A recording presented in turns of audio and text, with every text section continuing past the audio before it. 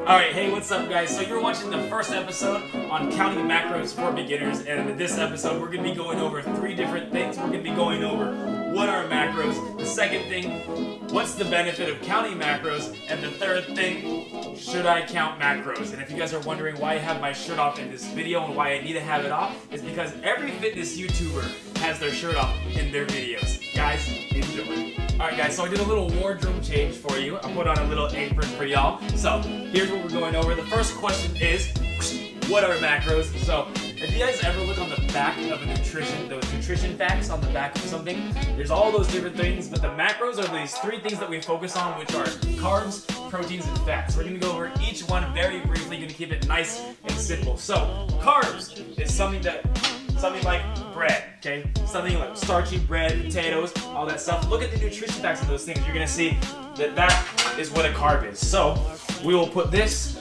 in the carb section right here. So carbs. And after that, we go over to protein. So what is a protein? You all know what this is probably. You look on the back like chicken, lean meats, protein powder, and different vegetables have some good protein in too. So what we're gonna do, we got our protein here. We're gonna take a little bit of tape, and we'll put this one in the protein section. And right after that, we have fats. So those are anything like oils and all that good stuff, oils, butter, or peanut butter, stuff like that. So these are some of the macronutrients that we have. So what we're gonna do, some of it is butter, and we're gonna actually take our butter, and we're gonna put it right here in the fats section. Oh, the other side. Okay, so let me tell you a little bit more about these 3 things. So we'll start with our carbs. So we got our carbs. Anyway, so carbs have about 4 calories in them. So we'll say 4 calories. Alright, number 4. And if we talk about calories right here, proteins, guess what? It has 4. We're going over this really fast, guys. So if you're not, these are just really basic information. And for the fats, there's 9 calories per gram of fat. So for 1 gram of carb, you have 4 calories. 1 gram of carb, 4 calories. 1 gram of protein, 4 calories. 1 gram of fats, you have 9 calories. So the cool thing about this is that I don't think any of these is better than the other. I think they're actually, they're all needed. I think fat gets a bad rap sometimes, to be honest, because it has more calories per gram, but it's something that's good that you need. So don't be afraid of fats. Sometimes I get afraid of it because it's really easy for me to eat a lot of fats. But these are basically different macronutrients, and everybody's body is different, so it's going to respond differently to different things. So when you count macros, these are the things that you're counting. These are the things that you're keeping track of. Because you might be wondering, okay, these are calories. These are what calories come from. Okay, from these things right here. These are calories. Like that handwriting? When you track calories, you can track calories or you can track macros. So when I think about counting macros, I think about like counting calories, but you're getting more specific with it. You're figuring out where those calories are coming from. So say you're eating like 2,000 calories, like 60% of those might be from carbs, 20% might be from proteins, and 20% might be from fats. And you're figuring out where it's at.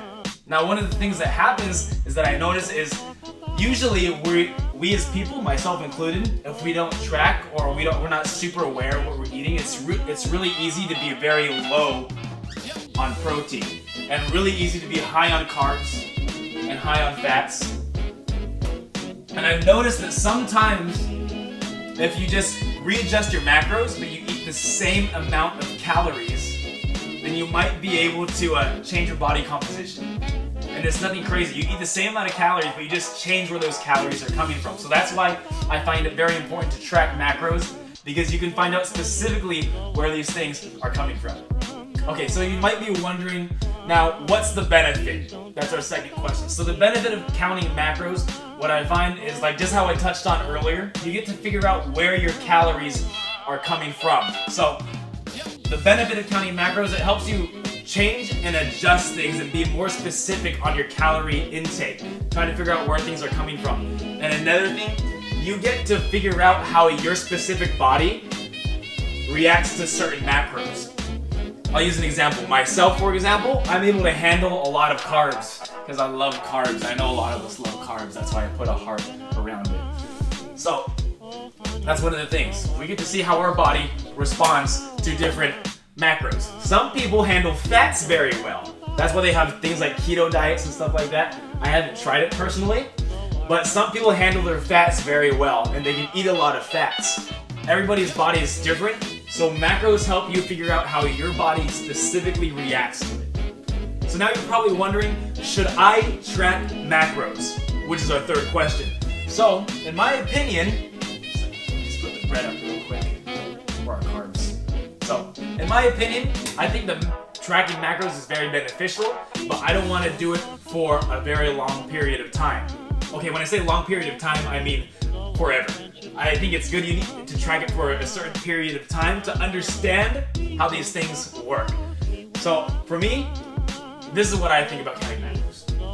It provides you to learn and have the knowledge to know how your body responds to certain things. Because to be honest, for me, I wouldn't want to be tracking macros all the time, using a food scale, using MyFitnessPal for my entire life, because that's not how I want to live my life. But it helps. Doing it for a period of time allows you to understand how your body responds. So if I figure out that my body responds very well to carbs, then I can eat it. But if I find out my body does not respond to fats very well, then maybe I can be more aware as I eat. So basically what I'm saying is macros help bring awareness to where you are at and how your body responds. And eventually, after doing it for a period of time, you can maybe eyeball and just learn how to make healthier choices. Alright, so should you count macros? Well, I'm not going to make that decision for you, but I am going to suggest and say that I think it would be a good way to start and experience it, to figure out how your body responds to certain things, specifically those macros and not just calories. So, figuring out how your body responds to each specific macronutrient.